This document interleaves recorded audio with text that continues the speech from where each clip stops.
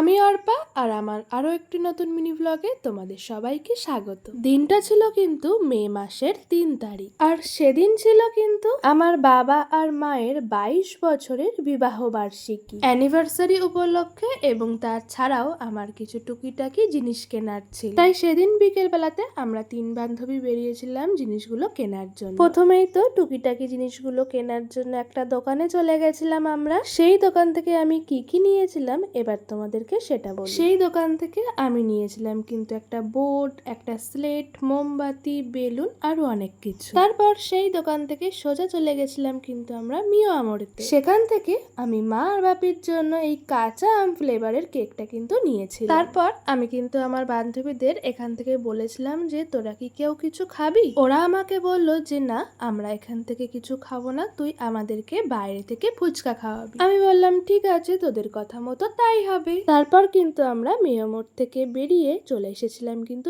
এই কাকুর ফুচকার দোকান। এখান থেকে সবাই মিলে ফুচকা খেয়ে চলে এসেছিলাম কিন্তু বাড়ির দিকে। আজ তাহলে ভিডিও এখানেই শেষ করলাম। সবাই ভালো থেকো, সুস্থ থেকো, টাটা।